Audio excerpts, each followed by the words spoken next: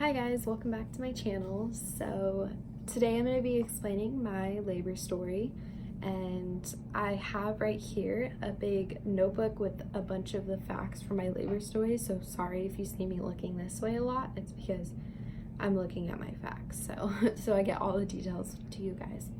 And also my kitchen is being remodeled, so I'm sorry if you hear a bunch of construction. I'm gonna try to talk over it when they're making the loud noise, but yeah, so I'm gonna try to talk louder. So I was due August 8th, but I had Blake August 2nd, so she came early, and she was 7 pounds 11 ounces, and she was 19 inches, and I think that's pretty much it. And she was born at 9:07 p.m. So yeah, I was only in labor for 8 hours and I pushed for 5 minutes, so it was easy.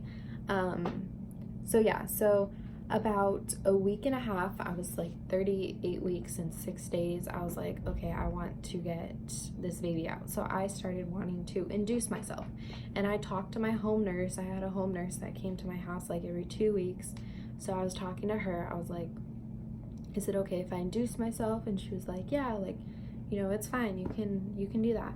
Like, as long as it was like natural, you know, not like, I don't know, like naturally inducing myself. I was like, okay. So I looked it up, and there was castor oil, leaf tea, bouncing on a ball, or walking, like just the natural stuff. So I was like, okay, like let's try castor oil. I watched a lot of YouTube videos on it, and a lot of people went into labor for it, but some people just had contractions for like 6 hours and it died off. And I was like, okay, let's hope I'm not that. And so I took like a tablespoon, I think it was. I don't remember what the measurements were, but I took one of those. And then I was like, okay, and it was disgusting. It's just like drinking oil, like, yeah, no. So I drank that, and then I was just chilling at home, you know, and then I went to bed, and I woke up at like 2 in the morning with like bad contractions, and I was like, is this it? Like, should the castor oil work? You know, I was really excited. And then it was like 5 in the morning. I was like, okay, I'm waking up my mom, because I thought like maybe it'll die down, maybe it's Braxton Hicks, you know. So, but no, at 5 in the morning it was still bad. So I went and woke up my mom, and it was to the point where I was like grabbing my sheets, because like I was grabbing pillows, I was on the floor, I was dying. And so I went and got my mom, and then she sat with me, and she's like, let's just wait longer, you know, you're gonna want to be here for a while before you go into the hospital bed. I was like, okay. And it started dying down, but I was like, I still want to go get checked, you know. So we went, and I still was having them, and when I got there, they were almost died down, and I was so mad because like I just had horrible contractions, and now they're dying down right when I get to the hospital. I was like, really? So I was getting checked, and she checked me, and I was 2 centimeters dilated, and I was like, okay, so they were contractions. So she was like, yeah, you're actually in early labor, so those weren't Braxton Hicks, like those were contractions, but I mean, they weren't obviously to where she's ready to come out. So I was like, they're gonna get worse, and she's like, well, yeah. I was like, no, but they died down. And so she was just like, hey, well, you're 2 centimeters, so just go home, rest, and if you need to come back, you need to come back. But I was like, okay, yeah, but 2 centimeters can last weeks, like 2 weeks. You can be dilated for 2 centimeters. So, I mean, I wasn't really having my hopes up. I was like, okay, well, you know, you can last like this for 2 more weeks. So I went home and slept all day, and I was fine. But when I woke up, I was like, well, I heard if maybe I take another tablespoon of castor oil, you know, I can maybe, you know, make me go into labor again, you know, like again, you know. And so I took another tablespoon, and I went to sleep, and I woke up, and I was like, dang, like nothing happened. And I woke up at like 8, and then I started having contractions at like 9, and I was like, oh my gosh, this hurts so bad again. And I was like, well, is this it, you know? And so I wanted to wait this one out at home, because I did not want to show up at the hospital and have contractions die once I get there. So I had contractions for about 6 hours, and they died off. And I was home and I was like, okay, well, now they're gone. And, you know, they were horrible again. I was grabbing pillows. I was, you know, like hurting, and they stopped. And I was like, dang, like I was so excited that maybe it was going to start, but it didn't. So that was the second time I did castor oil, and I was like, I am not doing castor oil again, because obviously it's just going to make me have contractions for hours and then stop. But I was hoping it at least was dilating me, you know? But that was that. So obviously the castor oil got me to the 2 centimeters, which I was excited about. But yeah, after that, I wasn't going to do it again because that really hurt. But after that, after knowing I was in early labor, I had a doctor's appointment maybe 2 days later. So I was just at home, and I was having Braxton Hicks still, but I went to my doctor's appointment and I told her, she was like, oh, you went to the hospital? I was like, yeah, like I was having contractions and they said I was 2 centimeters. And she's like, oh, okay, you're 38 weeks and like 6 days. I think when I went to the hospital, I was like 38 weeks and 4 days, but now I was 38 weeks and 6 days. And the doctor was like, okay, well, we're not going to check you till you're 39 weeks. And the next day I was literally 39 weeks. And I was like, well, my next appointment isn't till next week, so I'd be technically 40 weeks. And then I was like, can you just check me today? Like tomorrow I'm 39 weeks. I'm technically 39 weeks. And then she's like, yeah, it's up to you, but like we don't want to do it till 39 weeks because you can go into labor early, you know? And I was like, okay, well, I'm 39 weeks tomorrow, so. And I wanted to know if I dilated more from those 2 centimeters 2 days before that when I went to the hospital. So she checked me and she's like, oh wow, you're 2.5 to 3 centimeters. I was like, oh cool. So like the castor oil did help, but it just put me in pain, so I wasn't going into labor. So it did help. So I was like, okay, cool. And she's like, oh, and you also have a bulging water bag, so like my water could break any second. And I was like, yes, like please break, you know? And so I was like, okay, cool. Like, do you think it's going to break? She's like, well, it's a 50-50. I was like, true. You know, you never know. And so, but knowing I had a bulging water bag, I was super excited because I was like, I can bounce on the ball at home. Maybe it'll pop, you know? So I went home and then I was bouncing on the ball. And by then my best friend came in from out of town and was hanging out with me because she was going to be there for my labor.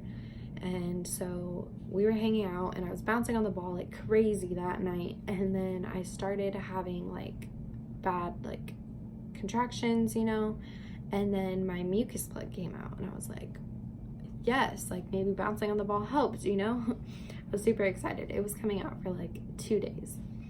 So then by then, the next day it was just still coming out. I was having little contractions here and there, but that night I started having bad contractions around 8 at night.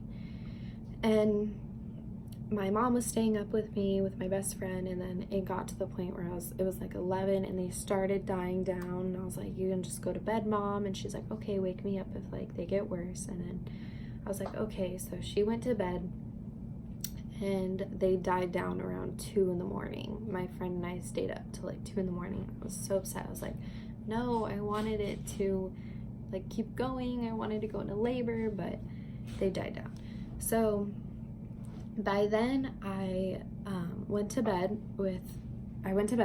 and then I woke up around 5 in the morning, so I only got 3 hours of sleep.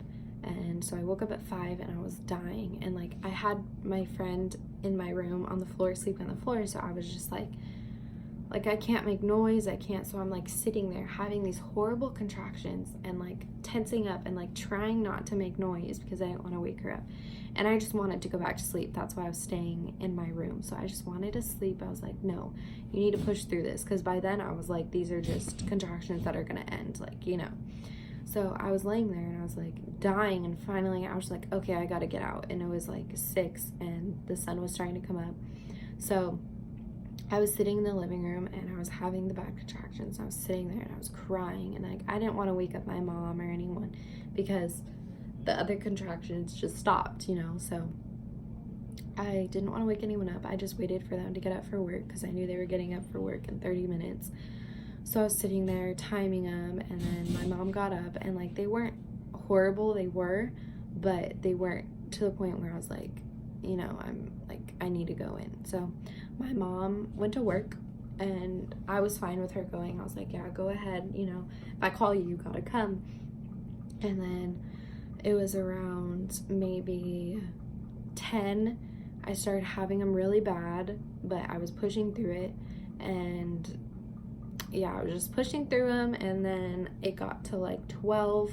I was like, okay, these are really bad. So I told my mom, I was like, just a heads up, like you might need to come soon. She's like, okay, let me know. So I got in the shower, and I sat in the shower for 2 hours, I think. So maybe like an hour and a half, literally. And I was literally Snapchatting my friend who was in my living room, and I was like, you need to bring me water because I'm gonna pass out in this shower, because I was in hot water. Like I needed that hot water to help my stomach with the contractions. So, and she brought me my Hydro Flask, and I was drinking water in the shower, and I finally got out, and I was like, yep, we need to go. Like I called my mom, I was like, you need to come now, I am dying. Not literally, but I'm hurting. So she came, and I might have gotten in the shower at 11, and then I got to the hospital at 1. So in the car ride, it sucked. I was like, you need to just go, like go through these lights, whatever, you know. I was in pain, and I was gripping everything. I was gripping the door. I was like, nobody talked to me, like shut up, you know. I knew everyone was saying like breathe, you know, and I was like, don't tell me that, let me hold my breath, I don't care, you know. So I got to the hospital, and I was literally looking at my mom. I was like, and I'm crying, you know, in front of everyone who's also in the lobby for their family members or whoever is giving birth. So I'm crying in front of them, but they know I'm obviously in labor.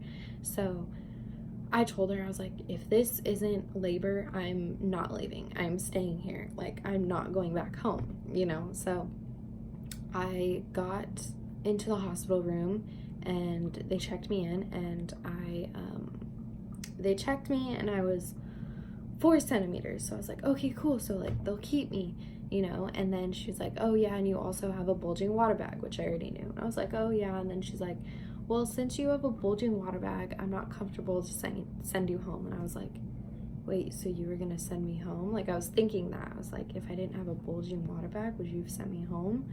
And then, so she kept me, and I was like, okay, it's time. So I texted my ex, and I was like, she's coming, you know? So he was freaking out. His mom said he was just like what, you know? So they came a little bit later. I told them, I was like, no rush, you know, labor can take forever. So my mom was there with me, my best friend, and then my stepmom came and was hanging out with me, and they were all excited, you know. And then they gave me liquids because I could only have liquids. I couldn't have actual food. And so I was eating Jello. I was eating like ice cream or like iced whatever. And then I had cranberry juice and stuff. And then I think chicken broth. Like the chicken broth was actually good because I was super hungry. But the cranberry juice kind of didn't settle too well with my stomach. And I was kind of like in my head, you know how you get in your head and then you can't get out, and then you're like, oh God, like I'm nauseous. And then you're like, no, don't tell yourself that, because then it'll get to you. Well, I think it got to me, and I ended up throwing up the cranberry juice while having contractions. Yeah, that sucked. That was horrible. And then I told the nurse, I was like, when can I get the epidural? She's like, oh, anytime. I was like, oh, I didn't know that. I thought you wanted to wait. And so she's like, no, anytime. So I was like, okay, well, I'm 4 centimeters. I'm just going to get it now. Can I have it now? And then she's like, yeah. And then she's like, okay, well, I have to put in the order, and then the doctor has to come in, and then the guy has to get here. And I was like, oh my God, like I'm dying here. And I was like, all right, okay, I understand, you know, like I was being nice. I wasn't one of those mean, you know, like the mean patients because you're in pain, but I would totally understand for the people who could be mean, because like you're in so much pain. Like I had to like clench down on sometimes, you know. And so I got the IV in, the whole IV, because you have to have the whole IV before you get the epidural. And then they were still taking forever, and so I was like, do you have any other medicine, because I'm hurting? So she's like, yeah, I have this thing that goes into your IV, and it'll make you'll feel loopy, but it'll numb you for 45 minutes. And I was like, okay, that's fine, just give me that.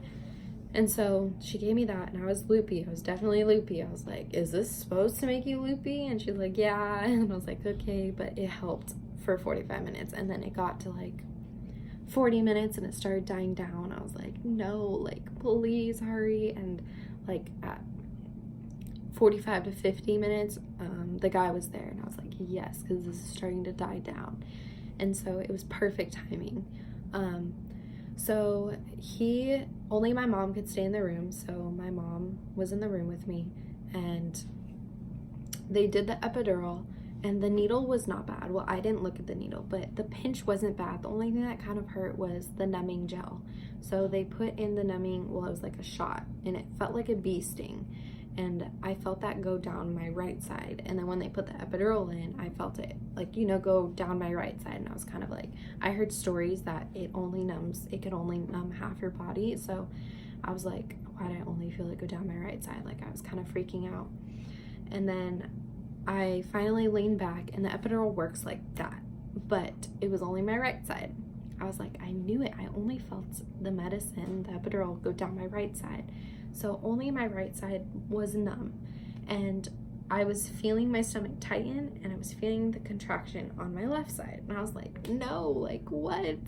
So it was the weirdest feeling ever. So only my right side wasn't feeling it, but I felt on my left side, so that was horrible. So then the nurse was like, okay, that happens sometimes, just lean on your left side. So I was like, okay. So I leaned on my left side, and she said the medicine will drip down, and it started helping.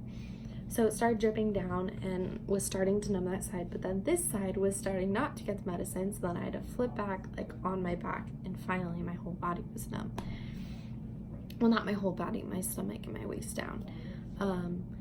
But you have this button where you can click when you need the epidural, so I clicked it whenever it turned green. Like, you obviously can't overdose with it, so I kept clicking it, and then it would stop, and then once it turned green, you can click it again if you feel like you need it. So I really needed it every time it turned green, so I clicked it.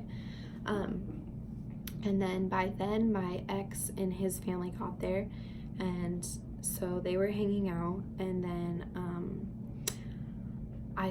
the doctor came and checked me again. I was 6 centimeters, and then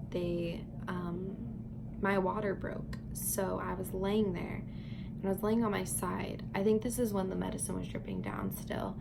And then I felt like I almost peed myself, and I was like, did I just pee myself? And the nurse is like, no, I don't think so. And then like 2 minutes later, I was like, okay, if I didn't pee myself before, I'm peeing myself right now. And she looked, she's like, oh yeah, that's your water. And so she said it was just a leak, and I don't know how that was a leak. I don't know what it feels like to have your water break, but that was coming out. And so I was like, ew, so she put a towel in between my legs, and like it was leaking out, and then I think it finally slowed down, and then the doctor came in and popped all my water because it's just leaking right here. So once your water breaks, it goes by like that. So that's when my ex was there, and then Blake needed oxygen because my water broke and it's going fast. So she needed oxygen, so they put the oxygen mask on me, and I hated that. And I was just like, sitting there with this oxygen mask, and that wasn't fun. And I was starting to get scared because I was like, oh my God, I'm gonna be a mom, like, what?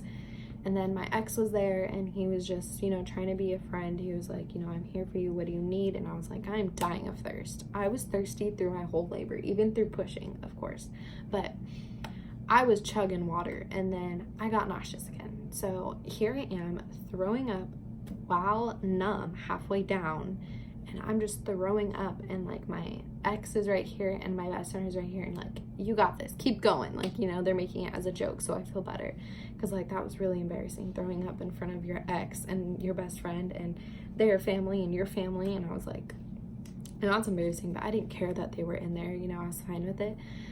And so I was throwing up, and finally I stopped, and then I was like, okay, I'm good. Like, this mask, the air just made me nauseous again. So I was like, can I take it off? And they were like, no, like, Blake needs it. And I was like, okay, like, so I was pushing through it, and then finally the doctor checked me again. She's like, you're 9 centimeters. And I was like, what? No, I'm not ready. And I started crying, and I'm sitting there with this mask on me, laying to the side, trying to stay silent, and I'm bawling. Like, I looked at my mom and I just started bawling, and I was like, I'm scared. And then she was like, no, you're fine, you know, you're gonna have a beautiful baby. And I was laughing, and they were making me feel better, but I was still scared to death. Like, I'm about to push a human out of me, like, what? And so I'm sitting there like crying, and then I was like, you know, I'm fine, I'm okay. And then I have my family comforting me and my ex and stuff, and so they finally were like, okay, it's time, like, you know, we gotta start pushing. So then everyone else left the room except my mom, my stepmom, my best friend Taylor, and my ex. So they were all there, and my mom and my stepmom were by my side, and my ex and my best friend were towards the end. And my best friend, I asked her to take pictures and stuff of just like me, but then yeah, so she just took pictures of me and like the family. And then my ex was just wanting to watch his child come out into the earth. So I was like, okay, you know, you're chilling. Like, by then you don't even care who's in the room. Like, during the middle of me pushing, a janitor came in the room, and I didn't even notice. My mom said it didn't even matter. Like, there were so many people in there. Oh, I also had an intern in there, the doctor's intern. I was like, yeah, they're fine. They asked me for permission. I was like, go for it. Like, I had so many people in there, like, you don't even care. So I was pushing, and the nurse was like, we're just gonna do practice pushes before I get the doctor. And I was like, okay. And I pushed like 3 times. She's like, okay, like, we need to get the doctor. You're really good at pushing. I was like, thanks, okay. So she went in to get the doctor, and the doctor came, and he was like, okay, ready? And then I pushed, and then he was like, okay. Then we took a break for a contraction, and then I pushed again, and then I took a break, and then I pushed again, and she was out. So it was only 3 pushes and like 2 breaks, you know? And so I was like, okay, that was fast and easy. And she was out, and I'm overwhelmed. I'm like, oh my gosh, like, what just happened? And like, she's on top of me, and like, she's the most beautiful thing ever, I mean, in my mind. But really, I looked at her and I was like, huh. Like, she's all like, not gross, but you know what I mean. And like, I mean, I'm just being real, but I loved her. I was just looking at her. She was really swollen. She was super swollen, especially because she was pushed out so fast that not all the liquid that was in her, the amniotic fluid, did not push out, because I guess when they're being pushed out, the water slowly gets, you know, out of their body. But since I pushed so fast, it was still on her. So she was huge. Like, I looked at her, I was like, dang, how did I just push you out, you know? And she was 7 pounds 11 ounces. And so I had her on my body, and I was just hugging her and loving her, and it was an amazing experience. And then my best friend was taking pictures. She took a bunch of pictures. I'll insert some at the end of this video, but halfway through I was pushing, I was like, I want to see, because everyone was like, and I was like, I want to see. And so my best friend took a picture, and I got to see it, and I was like, what the hell? Like, it was the weirdest picture you will ever see, because like, you don't think it looks like that, and then you look and you're like, oh my gosh, okay.